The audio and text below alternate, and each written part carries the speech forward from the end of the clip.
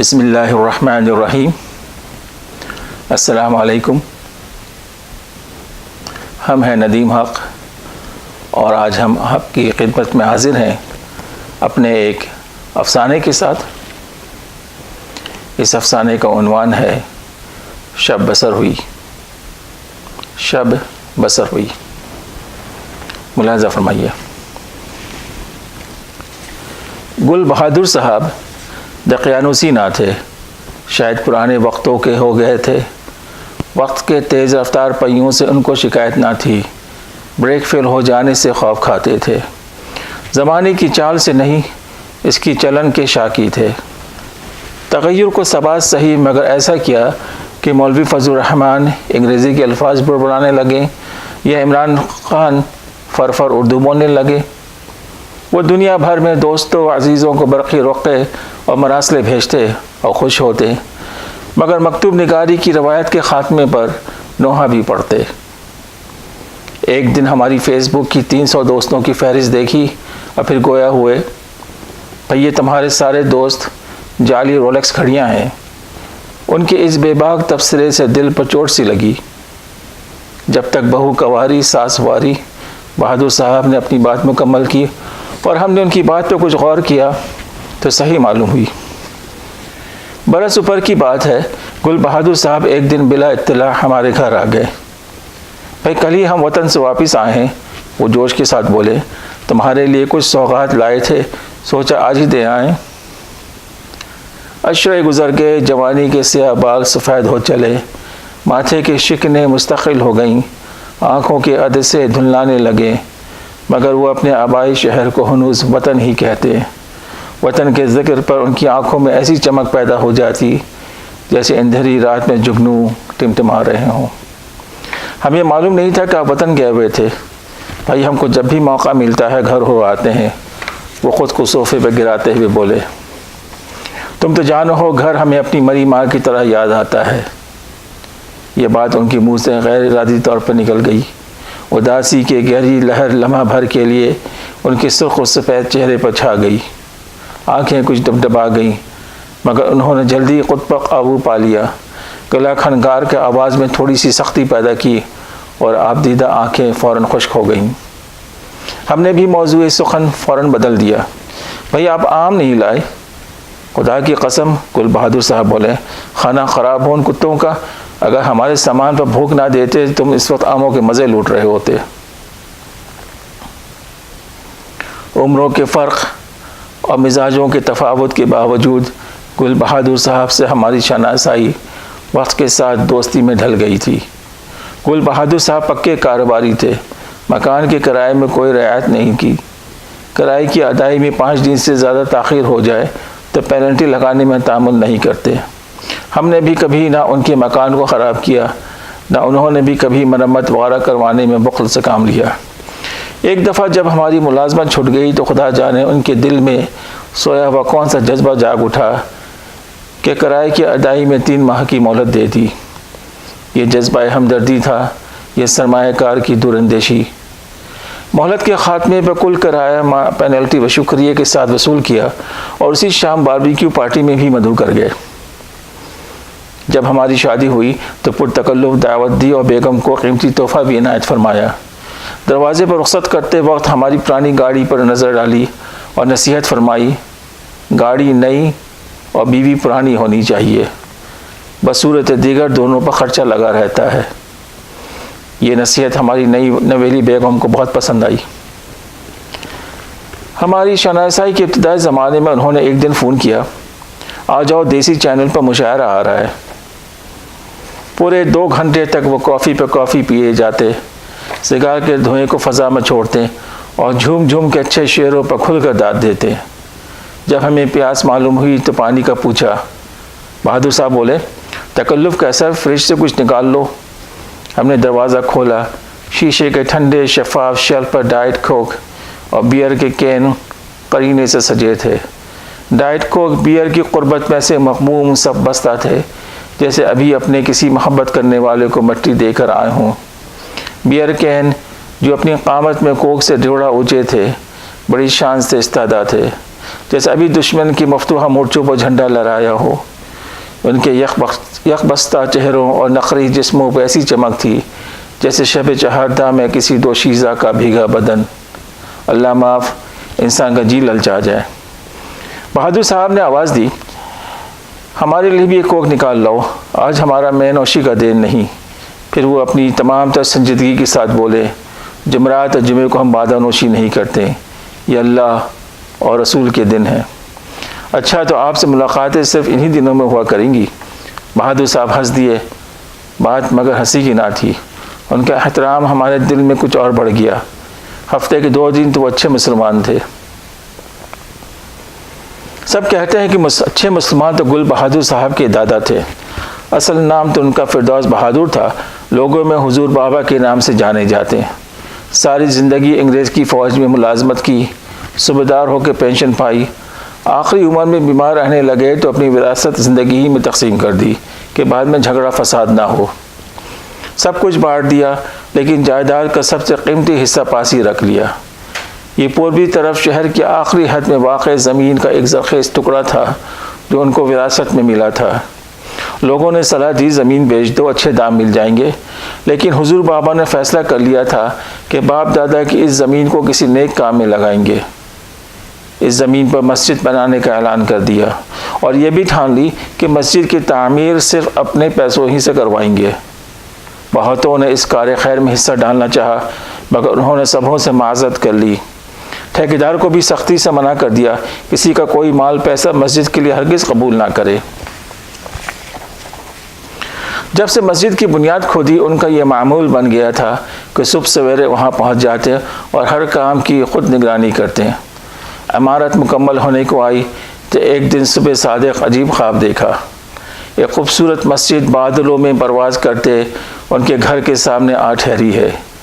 عمارت سفید پتھروں کی بنی ہے، مینارہ اتنا اونچا کہ بادلوں میں گنبد وسیع اور اس پر کبوتروں کا غول چہچہاتا ہے۔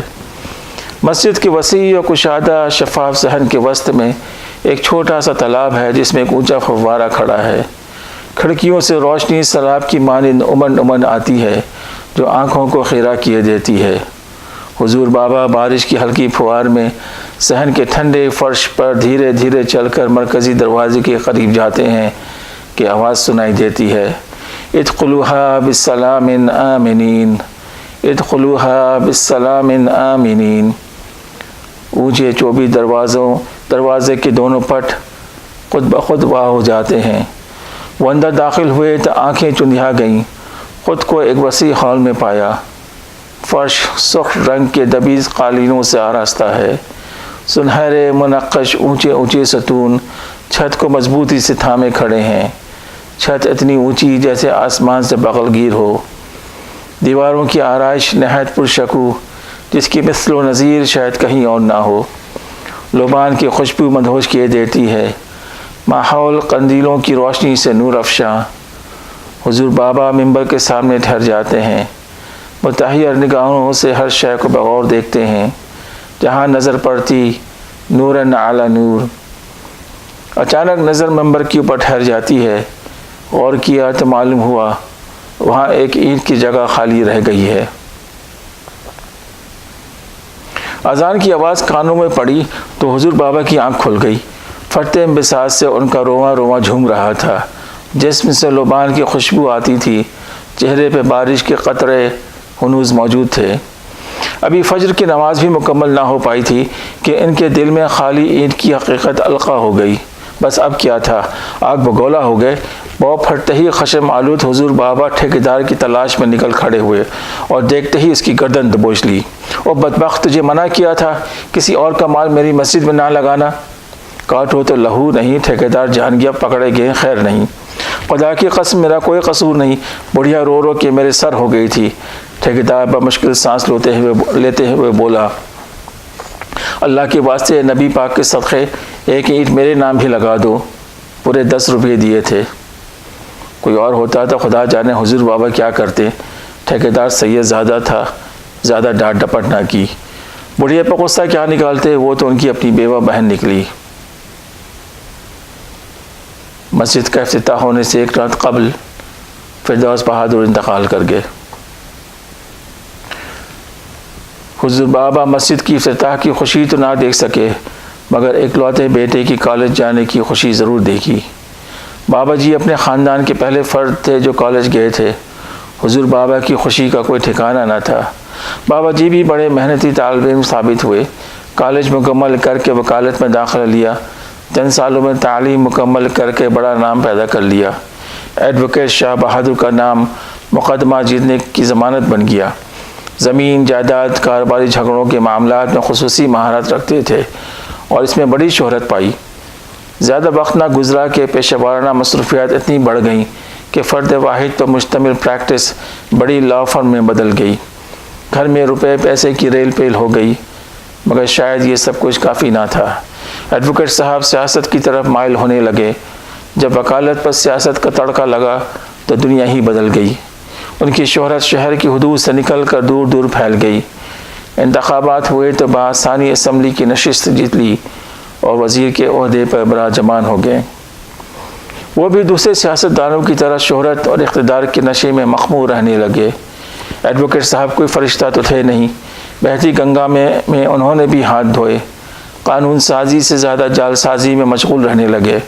سرکاری اثاثوں کی خرید و فروخت میں ہیرا پھیری، رقموں کی ادائیگیوں میں اپنا حصہ، سرکاری ٹھیکوں میں کمیشن، ترقیاتی فنڈ میں غبن، پرمٹوں کے عوض مٹھی گرم۔ ملک میں بوم بسے یا ہما رہے، ان کو ان باتوں سے کوئی غرض نہ تھی۔ وہ ہر شے کی ایک قیمت وصول کرنا جانتے تھے، چاہے اپنا ووٹ ہو یا ضمیر۔ امانت اور دیانت کے جو سبق بچپن سے سنتے اور پڑھتے آئے تھے، ان کی نظم میں محض کتابی قصے تھے۔ بچے بڑے ہونے کو آئے تو بابا جی کو ان کی تعلیم کی فکر ہوئی۔ ایڈوکیٹ صاحب کو تشویش تھی کہ بچے گھٹیا سرکاری اسکولوں میں پڑھ کر ناکارہ نکلیں گے۔ بیوی سے مشورہ کیے بغیر فیصلہ کر لیا کہ تینوں بیٹوں کو بورڈنگ اسکول میں داخل کروا دیں۔ کس کی مجال تھی کہ ان کے بچوں کو داخلے سے انکار کر دے۔ پرنسپل صاحب خود ان کے دفتر آ کے داخلے کے فارم لے گئے۔ ماں جی نے سخت مخالفت کی۔ وہ کسی طور بچوں کو اپنی نظروں سے دور نہیں بھیجنا چاہتی تھیں، مگر ایڈوکیٹ صاحب کے غصے اور ضد کے آگے ان کی ایک نہ چلی۔ نیا تعلیمی سال شروع ہوتے ہی تینوں بھائی گھر سے سینکڑوں میل دور نئے شہر کے بورڈنگ اسکول میں داخل ہو گئے۔ ایڈوکیٹ صاحب دوستوں کو بڑے فخر سے اسکول کے بارے میں بتاتے ہیں، اور کیوں نہ بتاتے ہیں، یہاں صرف عمرہ اور اشرافیہ کے بچے پڑھتے۔ اسکول شہر کے وسط میں وسیع اراضی پر واقع تھا۔ سرخی مائل اینٹوں کی عمارتیں اور کھیلوں کے میدان دور دور پھیلے ہوئے تھے، جن کی ہری گھاسوں کی بڑی نفاست سے دیکھ بھال کی جاتی۔ طلباء ہاکی، فٹ بال، کرکٹ کھیلتے، سوئمنگ پولوں میں تیراکی کی مشقیں کرتے اور مقابلوں میں حصہ لیتے۔ اعلیٰ نسلوں کے گھوڑوں پر گھوڑ سواری سیکھتے۔ خصوصی مواقع پر خوبصورت یونیفارم، نیلی جیکٹ اور فیروزی پگڑیوں میں ملبوس طلباء مہمانوں کا استقبال کرتے اور گھوڑ سواری کا مظاہرہ ہوتا۔ رات کا کھانا کالی شیروانیاں پہن کر تناول کیا جاتا۔ اسکول اور پھر کالج کی تعلیم کے بعد دونوں بڑے بھائیوں نے تو لا کالج میں داخلہ لے لیا، مگر گل بہادر صاحب نے بزنس کی تعلیم کے لیے بیرون ملک جانے کا فیصلہ کیا۔ ایڈوکیٹ صاحب تو چاہتے تھے کہ وہ بھی قانون پڑھیں اور ان کی طرح سیاست کے میدان میں داخل ہو جائیں، مگر گل بہادر صاحب کو اپنے والد اور بھائیوں کے برعکس سیاست سے کوئی دلچسپی نہ تھی۔ ایڈوکیٹ صاحب بیٹے کے فیصلے پر سخت ناخوش تھے، لیکن گل بہادر صاحب اپنی ضد پر قائم رہے۔ توون و کرن ایڈوکیٹ صاحب نے ان کو بزنس کی تعلیم کے لیے بیرون ملک بھیج دیا۔ بہادر صاحب بھی اپنے باپ کی طرح پڑھائی لکھائی میں خوب نکلے۔ تعلیم ختم ہوتے ہی سرمایہ کاری کی ایک فرم میں قدم جمانے کا موقع مل گیا۔ محنت اور ذہانت کے امتزاج نے کامیابیوں کے دروازے ایک کے بعد دیگرے وا کر دیے۔ ادھر وہ ترقی کے زینے تیزی سے طے کر رہے تھے، ادھر ایڈوکیٹ صاحب اور ماں جی کا اصرار بڑھتا جاتا تھا کہ وہ وطن لوٹ آئیں۔ بہادر صاحب کا جی اس نئی دنیا میں لگ گیا تھا۔ گھر واپسی کا کوئی خیال آتا تو وہ اس کو جھٹک دیتے۔ ماں کے دھک بھرے خط اور درد بھری آواز کا بس اتنا اثر ہوتا کہ ہر سال 6 مہینے بعد ان سے ملنے وطن ہو آتے۔ سب ماؤں کی طرح ماں جی کی بھی بس ایک ہی خواہش تھی کہ کسی طرح ان کو شادی پر آمادہ کر لیں، مگر گل بہادر ماں جی کو کیسے بتاتے کہ انہوں نے ایک بے بیاہتا عورت گھر کر لی ہے۔ چند سال ہی گزرے کہ وہ حرمزادی ایک دوسرے داشتہ کے ساتھ بھاگ گئی۔ ایک دن وہ بیئر کے گھونٹ لیتے ہوئے ہم سے کھل گئے۔ اس کے بعد ہمارا دل ہر عورت سے اچاٹ ہو گیا۔ وہ ٹھنڈی آہ لے کر بولے، چند سالوں میں ماجی کو سرطان کا ایسا موذی مرض لاحق ہوا کہ چند ماہ میں معاملہ چٹپٹ۔ بہو کی خواب دیکھنے والی آنکھیں ہمیشہ کے لیے رخصت ہو گئیں۔ ایڈوکیٹ صاحب بھی کچھ زیادہ عرصے حیات نہیں رہے۔ اچانک دل کا ایسا شدید دورہ پڑا کہ جاں بر نہ ہو سکے۔ زمین، جائیدادیں، روپیہ، پیسہ، عزت، شہرت، ہم نوالا، ہم پیالہ دوست، کچھ کام نہ آیا۔ لوگ ان کی بے جان جسم کو اٹھا کر لے گئے اور مٹی میں دفن کر آئے، جہاں وہ رزق خاک ہو گئے۔ ایڈوکیٹ صاحب کی ناگہانی موت سے خاندان میں بحران پیدا ہو گیا تھا۔ انہوں نے حلال بھی کمایا تھا اور اس سے زیادہ حرام مال کو چھپانا آسان نہیں ہوتا۔ فرضی ناموں سے بینک کے کھاتوں اور کمپنیوں کا ایک پیچیدہ جال انہوں نے بن رکھا تھا، جس کی آڑ میں زر کثیر پوشیدہ تھا۔ ایڈوکیٹ صاحب نے ان کی تفصیلات اپنے بیٹوں کو بھی مکمل طور پر نہ بتائی تھیں۔ ان کے اچانک جانے کے بعد ان کے بزنس پارٹنروں اور دلالوں نے ان کی پوشیدہ دولت کا بڑا حصہ ہڑپ کر لیا۔ شاید یہ حرام مال کا وبال تھا کہ دونوں بڑے بھائیوں کی نیت میں بھی فتور پیدا ہو گیا۔ انہوں نے ملی بھگت کر کے اپنی اکلوتی بہن کا بڑا حصہ غصب کر لیا۔ گل بہادر صاحب کو بھی وراثت کا جائز حصہ نہیں ملا۔ شروع میں بھائیوں میں تو میں ہوئی، پھر معاملہ یہ میرا ہے وہ تیرا ہے سے بڑھ کر مقدمے بازیوں تک جا پہنچا۔ حرام کی نحوست ایسی تھی کہ آسائشیں تو ہر طرح کی میسر تھیں، مگر سکون سب کا ندارت۔ بہادر صاحب وقتاً فوقتاً مقدموں کے سلسلے میں وطن جاتے رہتے۔ گزشتہ نصف صدی میں شہر کا نقشہ ہی بدل گیا تھا۔ حضور بابا اگر آج ہوتے تو اپنی مسجد کو پہچان نہ پاتے۔ مسجد جو تعمیر کے وقت شہر کے آخری حد پر تھی، اب اس کے وسط میں آ چکی تھی۔ بڑھتی آبادی نے اس کے گرد کچھ ایسا گھیرا ڈال لیا تھا کہ یہ اب بازار کے بیچ ہو گئی تھی۔ مسجد کی انتظامیہ نے اس کی چار دیواری کی 3 جانب دکانیں بنا کر کرائے پر اٹھا دی تھیں۔ آمدنی میں تو بہت اضافہ ہوا، مگر مسجد کی خوبصورتی بری طرح متاثر ہوئی۔ گل بہادر صاحب یہ دیکھ کر کرتے، مگر ان کی کون سنتا۔ مسجد کی مشرقی جانب بڑی سڑک تھی جو شمالاً جنوباً جاتی۔ یہ زیادہ چوڑی نہ تھی۔ دونوں جانب دکانوں کی قطاریں تھیں۔ سڑک پر جا بجا پھل فروش ٹھیلے جما کر اپنا کاروبار کرتے۔ گاڑیوں، موٹر سائیکلوں اور رکشاؤں کے ہجوم اور ان کے بے ہنگم ٹھہراؤ سے راستہ مزید تنگ ہو جاتا۔ ہجوم کے وقت لوگوں کا کھوے سے کھوا چلتا۔ سڑک کے شمالی کونے پر حاجی حبیب اللہ کی مٹھائیوں کی دکان موقع کی تھی جو خوب چلتی۔ اسی جانب جنوبی سرے پر ان کے بھائی ماسٹر نجیب اللہ کی درزی کی دکان تھی۔ حاجی حبیب اللہ بہادر صاحب کے ہم مکتب تھے۔ دونوں نے اکٹھے مولوی برہان الدین سے قرآن پڑھا تھا۔ ان دونوں دکانوں کے درمیان حاجی حبیب اللہ کے داماد نے چھوٹا سا ہوٹل کھول رکھا تھا، جہاں وہ فٹ پاتھ کے کنارے دہکتے کوئلوں پر کباب کی سیخیں لگاتا۔ جب ہوا جنوب کی جانب چلتی تو ماسٹر نجیب اللہ کی کاریگر کباب کھانے کا تقاضا کرنے لگتے، اور جب کبھی شمال کا رخ کرتی تو حاجی حبیب اللہ کی بھوک چمک اٹھتی اور بیوی کا بھیجا ہوا کھانا پھیکا معلوم ہونے لگتا۔ سرور خان کا چائے خانہ خوب گرم رہتا۔ سارا دن ایک بڑے گول برتن میں چائے پکتی اور لوگ چھوٹی چھوٹی پیالیوں میں اس کا لطف اٹھاتے ہیں۔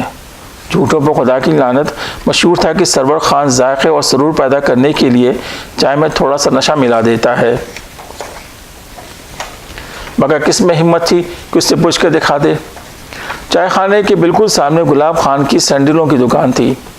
لکڑی کے طاقوں میں قرینے سے سینڈل سجے ہوئے ہوتے، کالے بھورے گندمی رنگوں کے، گائے اور اونٹ کی کھالوں کے بنے ہوئے، بعض سستے بعض مہنگے، کچھ سادہ ڈیزائن کے، کچھ خوبصورت بیل بوٹوں کے ساتھ۔ خریدار کی پسند چاہے ہلکی چپل لے یا بھاری تلوے والے سینڈل، جن کو پاؤں میں ڈالنے سے قد 4 انگشت اونچا اور وزن آدھا سیر بڑھ جائے۔ گلاب خان کی دکان نہ صرف سینڈلوں کے لیے مشہور تھی، بلکہ لوگ اس کی دکان میں کٹا ہوا تمباکو بھی خریدنے آتے۔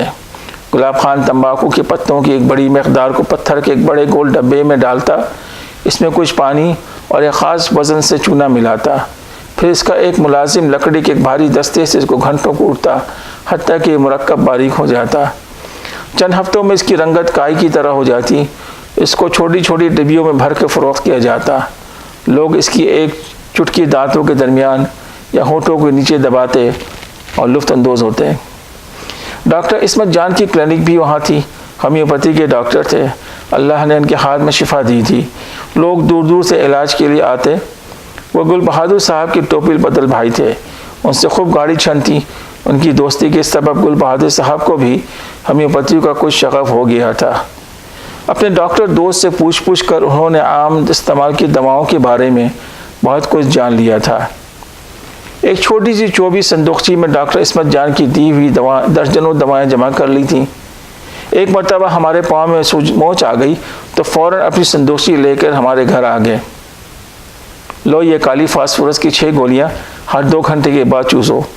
وہ دوا کی چھوٹی سی شیشی ہمارے ہاتھ میں تھماتے ہوئے بولے، ورم پاؤں کا ہو یا جگر کا، دونوں میں یکساں مفید ہے۔ وہ چائے کی چسکی لینے کے لیے رکے اور پھر بولے، ڈاکٹر عصمت جان کا کہنا ہے اس دوا کا باقاعدہ استعمال جوڑوں کے درد، بلغمی کھانسی، فشار خون، ذیابیطس اور مردانہ طاقت میں کمی کا بہترین علاج ہے۔ گل بہادر صاحب نے صندوقچی کو بند کرتے ہوئے کہا، پھر اپنی شرارت آمیز لہجے میں گویا ہوئے، اگر ہمارے حکمران کالی فاسفورس کا باقاعدہ استعمال رکھیں تو یہ ان کے دلوں میں خوف خدا پیدا کرنے اور ملک میں لوڈ شیڈنگ کی کمی کا باعث بھی ہو سکتا ہے۔ ہمیں نہیں معلوم کہ ہمارے حکمرانوں نے کبھی اس نسخے پر عمل کیا کہ نہیں، مگر ہم گواہی دے سکتے ہیں کہ اس سے ہمارے پاؤں کا ورم ضرور ٹھیک ہو گیا۔ اعتقاد میں بڑی قوت ہوتی ہے۔ چند برس ہوئے جب گل بہادر صاحب وطن گئے تو مسجد کمیٹی کو اس بات پر آمادہ کر لیا کہ مرکزی گیٹ کی تزئین و آرائش کی جائے، وہ سارا خرچہ اٹھائیں گے۔ پہلے مرحلے میں گیٹ کی جانبی طرف واقع چند دکانوں کو گرا کر اس کو کشادہ کیا گیا، پھر اس کو اونچا کیا گیا۔ اس کے اوپر محراب بنائی گئی جس کو 2 مضبوط ستونوں نے اپنے کاندھوں پر اٹھا رکھا تھا۔ سیڑھیاں جو صرف ایک جوتے کے برابر چوڑی تھیں اتنی کشادہ ہو گئیں کہ ہجوم کے وقت ان پر صفیں لگ جاتیں۔ گیٹ کی بیرونی اور اندرونی جانبی دیواروں پر 4 انگش چوڑے گہرے نیلے رنگ کے چکور ٹائل لگائے گئے جن سے ان کا حسن نکھر آیا۔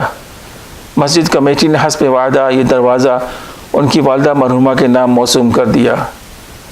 باب زینب کی ایک بڑی سی تختی دروازے کے اوپر آویزہ کر دی گئی۔ چند سال ہوئے بہادر صاحب نے ہمیں بتایا کہ 15 سالوں کی مقدمے بازی کے بعد عدالت نے فیصلہ ان کے حق میں دے دیا ہے۔ وراثت کا سب سے قیمتی حصہ ایک بڑی زمین کی صورت ان کے نام ہو گیا۔ شہر کے مغربی کنارے پہ واقع زمین کا یہ ٹکڑا اتنا بڑا تھا کہ اس پہ بچے نوجوان بے یک وقت کرکٹ فٹ بال کھیلتے اور ایک دوسرے کے آڑے نہ آتے۔ زمین سونے کی کان کی مانند تھی۔ خریداروں کی قطاریں لگ گئیں، بڑی بڑی پیشکشیں ہونے لگیں۔ کوئی اس پر مارکیٹ بنانا چاہتا تھا، کوئی اس پر اونچا فلیٹ تعمیر کرنے کا خواہش مند تھا، کسی کے ذہن میں آفس پلازا کھڑا کرنے کا خیال تھا۔ بہادر صاحب کو ان میں سے کسی میں دلچسپی نہ تھی۔ 15 سال بھائیوں سے مقدمہ بازی روپیہ کمانے کے لیے نہیں کی تھی۔ وہ اس زمین کو اپنے دادا حضور بابا کی طرح کسی نیک کام میں استعمال کرنا چاہتے تھے۔ لوگ حیرت زدہ ہو گئے جب ان کو معلوم ہوا بہادر صاحب اس قیمتی زمین پر اسکول بنانا چاہتے ہیں۔ اسکول بھی ایسا جس کا مقصد منافع کمانا نہیں بلکہ غریب و نادار طلباء کو مفت تعلیم دینا ہو۔ ذرہ ذر می کشد۔ بہادر صاحب ایک کامیاب بزنس مین تھے۔ ریئل اسٹیٹ کے کاروبار نے بہت کمایا تھا، اسٹاک مارکیٹ میں بھی خوش قسمت ثابت ہوئے تھے، باپ کے ترکے میں بھی کافی کچھ مل گیا تھا۔ پیسے سے پیسے کمانے کی ہوس تو ختم نہیں ہوئی تھی مگر زندگی کی بے ثباتی اور بے یقینی عیا ہونے لگی تھی۔ مال و زر کے پہاڑ کھڑا کرنے اور نقدیوں کی کھیتیاں اگانے کی بے مقصدیت ظاہر ہو چلی تھی۔ اولاد بھی کوئی نہیں جس کے لیے مال چھوڑا جائے۔ ساری زندگی دشت پیمائی کی کہ سچی خوشی کا سراغ مل جائے، لیکن ایک کے بعد دوسرا سرابی مقدر رہا۔ اب وہ دوسروں کے لیے ایک نخلستان چھوڑ جانا چاہتے تھے، شاید تھک گئے تھے، شب بسر کرنا چاہتے تھے۔ چند مہینوں میں انہوں نے اپنی ساری زمینیں، پلاٹ، سرمایہ کاری کی غرض سے خریدے گئے مکان، فلیٹ، دکانیں، حتیٰ کہ اپنی قیمتی گاڑیاں بھی فروخت کر دیں۔ اسٹاک مارکیٹ کی سرمایہ کاری بھی اونچے داموں بیچ دی۔ سرمایہ اتنا جمع ہو گیا کہ اسکول کا کام شروع ہو سکے۔ بہادر صاحب نے ایک کمیٹی تشکیل دی جس کے ممبران انہوں نے خود چنے۔ ایک ریٹائرڈ اعلیٰ افسر، حال میں پینشن پانے والے ایک تجربہ کار اسکول پرنسپل، ایک مشہور مقامی سیاستدان، بہادر صاحب کا صحافی دوست اور شہر کا ایک مشہور آرکیٹیکٹ، کمیٹی کے رکن بنے۔ آرکیٹیکٹ صاحب نے اپنی فرم سے بلا معاوضے نقشے تیار کروا دیے۔ اس کے بعد سرکاری محکموں سے ضروری اجازت نامے حاصل کیے گئے، جس میں کمیٹی کے سیاستدان رکن بڑے کارگر ثابت ہوئے۔ بہادر صاحب ایک ظریف سیاستدان کے بیٹے تھے۔ بیاہ نہیں کیا، باراتیں تو دیکھی تھیں۔ جب اسکول کی بنیاد کھودنے کا وقت آیا تو انہوں نے بڑی تقریب منعقد کی۔ عمائدین شہر، مشہور سیاستدان، علماء کرام، ماہرین تعلیم اور خواتین تنظیموں کے نمائندگان، غرض ہر اس شخص نے اسٹیج کو زینت بخشی جس کو اخباروں اور ٹی وی پر تصویر دیکھنے کا شوق تھا یا ضرورت تھی۔ سب مقررین نے حسب توفیق اور اہلیت دلوں کو گرماہٹ دینے والی تقریریں کی۔ بہادر صاحب کی زبردست ستائش ہوئی اور ہر طرح کے تعاون کا یقین دلایا گیا۔ بہادر صاحب ان سب باتوں کی حقیقت اچھی طرح جانتے تھے۔ وہ لوگوں کی باتیں سنتے جاتے اور زیر لب مسکرائے جاتے۔ جلد ہی اسکول کی تعمیر کا کام زور و شور سے شروع ہو گیا۔ 1 سال کے اندر اندر پوری عمارت تیار تھی۔ زرد رنگ کی یہ عمارت سادہ مگر پروقار تھی، جس کو قد آدم چہار دیواری نے اپنی باہوں میں گھیر رکھا تھا۔ مین گیٹ اونچا اور اتنا کشادہ جیسے فٹ بال کا گول پوسٹ، وسیع میدان جس میں مالی گھاس اگانے کے لیے صبح شام آبیاری کرتے، کیاریوں میں لگائے گئے خوبصورت پھولوں کے پودے موسم بہار کا بے چینی سے منتظر تھے کہ اپنا حسن بے نقاب کریں۔ 20 روشن کمرے کلاس روموں کے لیے، ایک بڑا مرکزی ہال، لائبریری کی عمارت، کینٹین، ٹیچرز لاؤنج اور کھیل کا میدان، طلبہ اور اساتذہ کی ضرورت کی ساری سہولتیں موجود تھیں۔ بہادر صاحب کے چہرے پر خوشی اور انبساط قابل دید رہنے لگا تھا۔ یوں معلوم ہوتا تھا کہ ان کو اپنی زندگی کا مقصد حاصل ہو گیا ہے۔ اسکول کی تکمیل ان کے دیوان حیات کے سر غزل تھی۔ ایک دن ہم ان کے ساتھ بیٹھے چائے پی رہے تھے۔ وہ سگار کے کش لیتے اور دھوئیں کے مرغولے چھوڑ دیتے۔ ذہن ان کا کسی دور وادیوں کی سیر کر رہا تھا، آنکھیں کسی گہری سوچ میں غرق تھیں۔ ان کی گفتگو صرف ہوں ہاں تک محدود تھی۔ ہمیں خوب اندازہ تھا کہ ان کا ذہن اسکول کے معاملات میں الجھا ہوا ہے۔ دفعتاً انہوں نے اپنی خاموشی توڑی، ہماری طرف غور سے دیکھا اور اپنی آسودہ آواز میں بولے، تمہارا کیا خیال ہے، اسکول کا کیا نام ہونا چاہیے؟ ہم اس اچانک سوال کے لیے تیار نہ تھے۔ کچھ توقف کے بعد رائے دی، سینٹ میری اسکول فار گرلز مناسب لگتا ہے۔ وہ سر اسبات میں ہلا کر خاموش ہو گئے۔ کوئی 1 ماہ بعد ہم نے اخباروں میں تصویر دیکھی کہ بہادر صاحب بنات الاسلام اسکول کا افتتاح کر رہے ہیں۔ چند ہفتوں کی بات ہے، بہادر صاحب نے ایک دن اطلاع دی کہ اگلے ہفتے وطن جا رہے ہیں۔ ڈاکٹر عصمت جان کی بیٹی کی بات طے ہو گئی ہے، لڑکے والے جھٹ منگنی پٹ بیاہ چاہتے ہیں۔ وہ فون پر اونچا اونچا بول رہے تھے، نکاح جمعے کے دن حضور بابا مسجد میں ہیں، تمہیں تو معلوم ہے شرکت نہ کی تو عصمت جان مجھے کبھی معاف نہیں کرے گا۔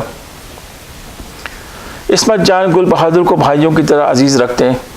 بہادر خاندان کا کوئی نوحہ غم ہو یا نغمہ شادی، ہر دور میں ان کی آواز بھی شامل ہوتی۔ بھائیوں کے باہمی جھگڑوں کو دیکھ کر وہ کبیدہ خاطر رہتے۔ وہ چاہے یوسف سے سب بھائیوں کو نکالنا چاہتے تھے۔ جب بھی موقع ملا انہوں نے اپنے تئیں پوری کوشش کی، مگر رنجشیں اتنی گہری تھیں کہ خاطر خواہ کامیابی نہیں ہوئی۔ عصمت جان نے ہمت نہیں ہاری، جب کوئی موقع ملتا میل ملاپ کی کوشش کرتے۔ اس دفعہ بھی ان کی یہی خواہش تھی کہ شادی کے موقع کا فائدہ اٹھا کر تینوں بھائیوں کو گلے لگا دیں۔ باب زینب کی سیڑھیوں پر ڈاکٹر عصمت جان نے اپنی چشمے پر آب کے ساتھ بہادر صاحب کا استقبال کیا اور اپنے مضبوط بازوؤں میں ان کو بھیج لیا۔ اپنے دوست کی آمد پر وہ بہت خوش تھے۔ قریبی بہادر صاحب کے بڑے بھائی ایڈوکیٹ ولی بہادر اپنے مسلح محافظوں کے ساتھ نظر آئے۔ لمحہ بھر کو بھائیوں کی نظریں چار ہوئیں، مگر دونوں نے اپنی اپنی راہ لی۔ فردوسی مسجد وقت کے ساتھ ساتھ کافی کشادہ ہو گئی تھی۔ نمازیوں کی بڑھتی تعداد کے ساتھ اس میں بہت سی تبدیلیاں کی گئی تھیں۔ مرکزی ہال اب کوئی 10 گنا بڑا تھا۔ صحن بھی اسی نسبت سے پھیل چکا تھا۔ برگد کا تناور درخت جس کی گہری چھاؤں میں مولوی برہان اللہ بچوں کو قرآن پڑھاتے تھے، کاٹ نہ دیا جاتا تو مرکزی ہال کے اندر ہوتا۔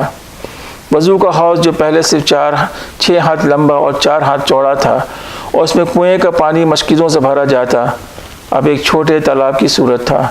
بجلی کی موٹر سے اس میں پانی بھرا جاتا، नमाजी 3 सीढ़ियाँ चढ़कर ऊपर जाते और वज़ू करते। सहन के वस्त में एक वसी हौज था जिसमें रंग बिरंगी मछलियाँ तैरतीं। इसके दरमियान एक नहीं 3 फव्वारे आबी मोतियाँ उमड़ रहे होते। बहादुर साहब को बमुश्किल छत के नीचे जगह मिली। दीवार के साथ टेक लगा के बैठ गए। इमाम साहब अपनी गरजती आवाज़ में पुरजोश तकरीर कर रहे थे। कुछ लोग सुन्नतें पढ़ रहे थे, कुछ तकरीर सुन रहे थे, कुछ आदतन ये बोरियत के सबब ऊँघ रहे थे या जमाइयाँ ले रहे थे। बहादुर साहब ने इधर उधर नज़र दौड़ाई।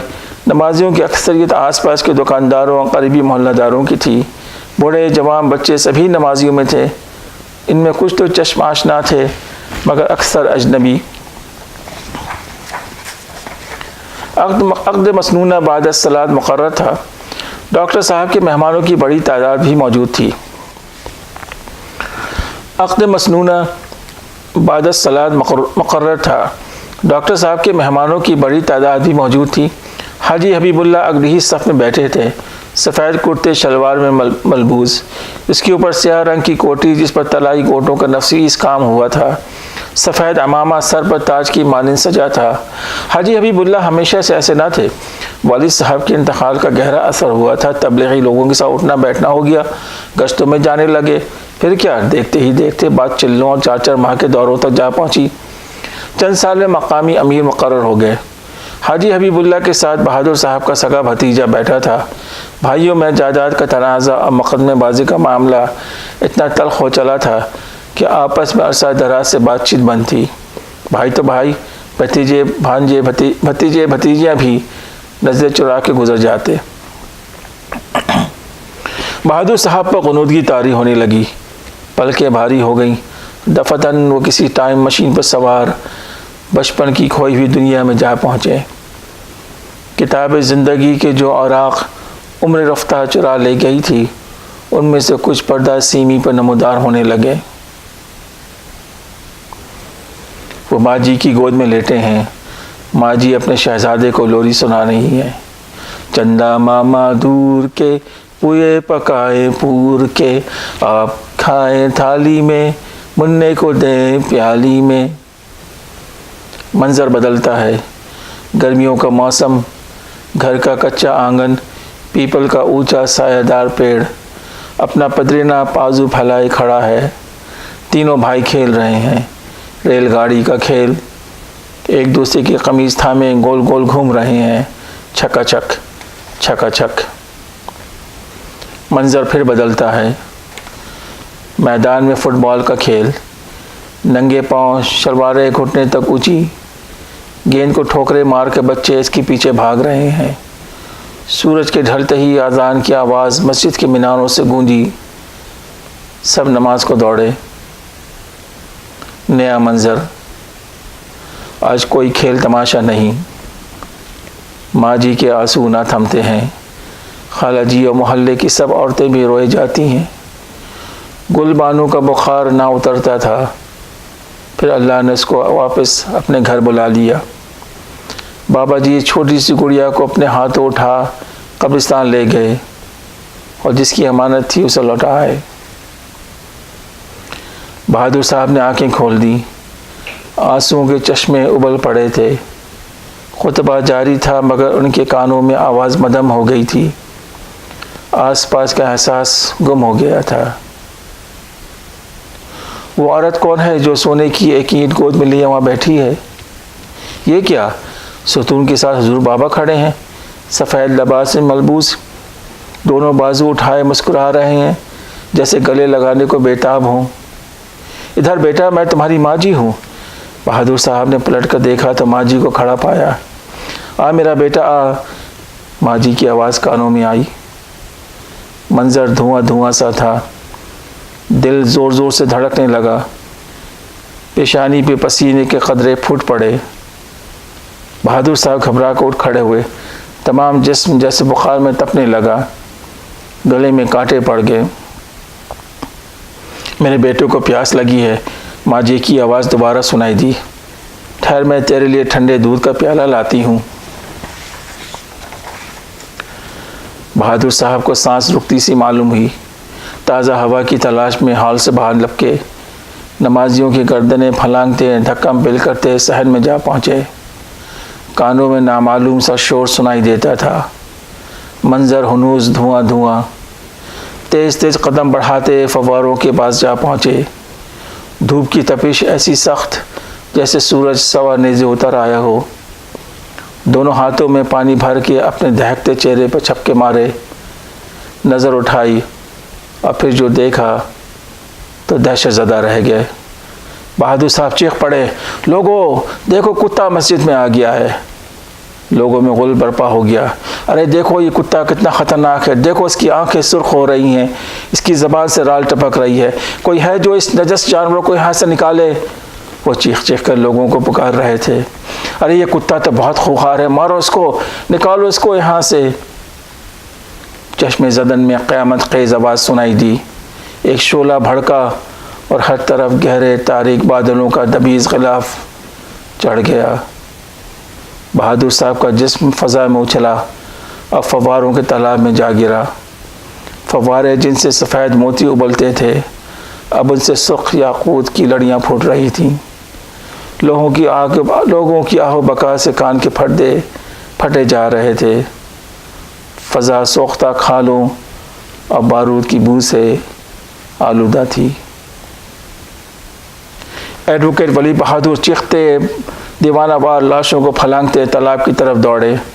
فرش پر پڑے سربریدہ لاش کو نہایت نفرت کے ساتھ ٹھوکر ماری اور پھر گل بہادر صاحب کی بے روح جسم کو تالاب سے نکالا اور اپنی گود میں لے لیا۔ میرا بھائی کلمہ پڑھ، میرا بھائی، لا الہ الا اللہ، لا الہ الا اللہ محمد رسول اللہ۔ ولی بہادر بھائی کے زخموں سے چور بے جان جسم کو اپنے بازوؤں میں جھنجھوڑتے اور آسمان کی طرف منہ اٹھا کر پھٹ پھٹ کر گریا کرتے۔ تمام شد۔